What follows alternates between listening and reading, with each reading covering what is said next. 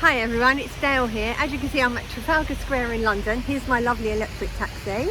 I'm a London taxi driver. And just behind me is that beautiful tree with the lights. Can you see the tree just there? And that's a gift we received since 1947 from Norway, because we fought alongside them in the Second World War. And why I'm telling you this is because BBC Radio Ulster gave me a ring and they wanted to talk to me about this wonderful Christmas tree and what I think about it, because there's been a lot of criticism about it, and I think it's wonderful and I really appreciate this tree. So listen to it. It's on after this quick video. I was talking to Declan and Joel on BBC Radio Ulster. It was lovely chatting with you guys. I hope you lot enjoy it. Like and subscribe and share. Leave me any comments. And that's it. That's from me, Dale Forwood. Bye. Good afternoon. It is 4 o'clock. Coming up on your Thursday evening extra, some breaking news in the last few moments. An outbreak of avian flu now confirmed in Northern Ireland. It was something that we were speaking about yesterday, but confirmation now this afternoon. First case of avian flu in Northern Ireland confirmed. Stand by for details on that. I'm Joel Taggart. I'm Declan Harvey. Also this evening, the DUP leader criticises one of his senior MPs, saying COVID-19 is no laughing matter. Germany will ban everyone who is not vaccinated from entering non-essential shops and bars. We'll talk about that. And we're on the hunt for a missing historic postbox. Can we tell people about the Christmas tree as well? Go on then. We had a chat with a cabbie in London. Give the whole thing away. No, say no more. Right, okay. Well, what we want you to do then, on the basis of what I'm not allowed to tell you about in Trafalgar Square. Plan these surprises. Sorry. On air a minute and he's already... Sorry. We want you to tell us... Whatever happened titillating people? If you are happy... Tempting them in. ...with the tree where you live. I don't mean the one in the front room. But I mean, are you happy with the tree that perhaps your local council has provided you with? Have they pushed the boat out? Have they put extra lights on?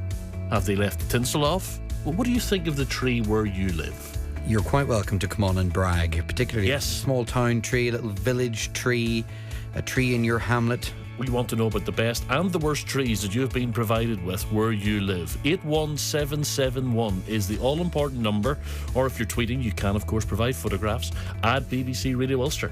Let's get the news now at 4 o'clock. Here's Anne-Marie. Good afternoon. A suspected case of avian flu.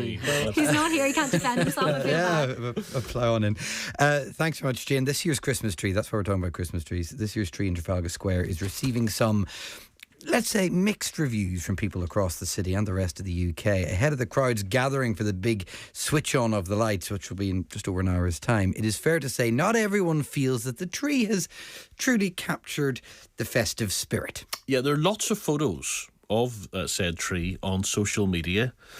And I think it's fair to say the spruce is a little more sparse than previous years. An official Twitter account from Westminster Council suggested that the branches are socially distancing this year.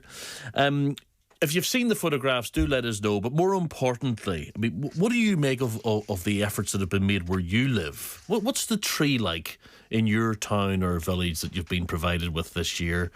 Branches up to scratch, plenty of lights. You might be very proud of it. A little bit of tinsel. Good or bad, we want to know. Best and worst trees that are out and about in the towns and villages of Northern Ireland. 81771. Well, every year the Trafalgar Square tree is gifted to the UK by Norway. It's a tradition dating back to 1947 and recognises Britain's support during the Second World War.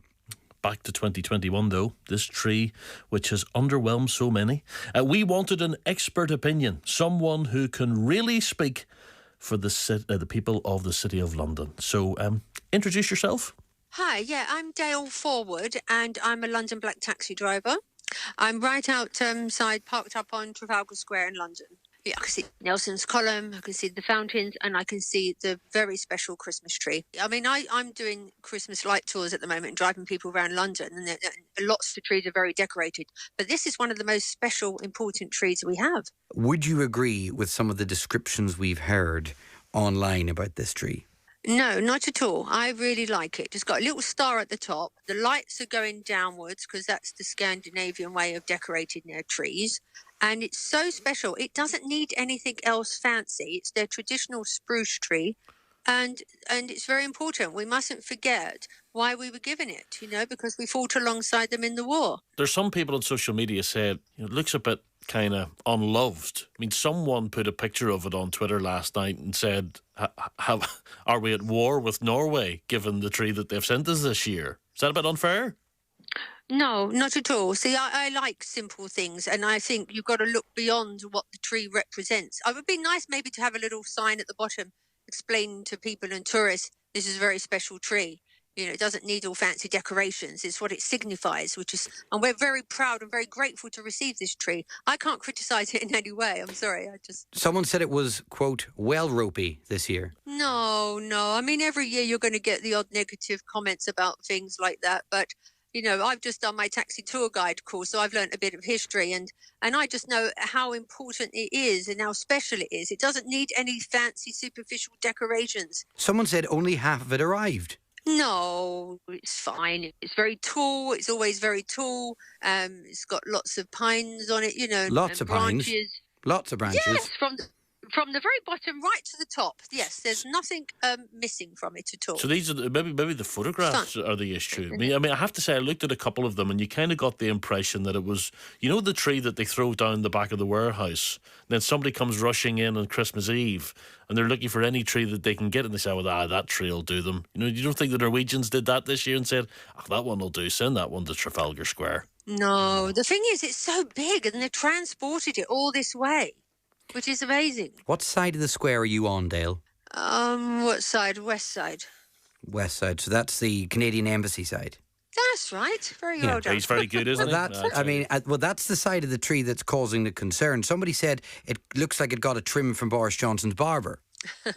As I said, I'm driving people around London now, showing them all the lights and sights, and I'm really proud, and I love telling them about this, that we fought alongside them. And it's a gift from them since 1947. I am so proud and love this tree, and I will bring all the tourists here to see it. It doesn't need any tinsel, nothing else. It is what it is, and it's what it represents. That's the most important thing. It is what it is. It is. Thanks, Dale, for that. See, She's having none of us. No. Maybe they've got to grips with the branches since the photographs were taken. As I said, maybe it's a bit like, when you take your tree out of the loft, the branches are all over the place. Maybe someone took a photograph at that stage when the crane was still there. Now they've been able to get the branches all organised, and it looks a bit better than what it did. And Dale was there, sort of a couple of hours before they switched the lights on. They've probably tidied it up since those photographs were taken yesterday. Maybe that's what it is. Just a bad angle. Yeah. Let's get the news. It's 4:34. Anne-Marie, all yours. A suspected case of avian flu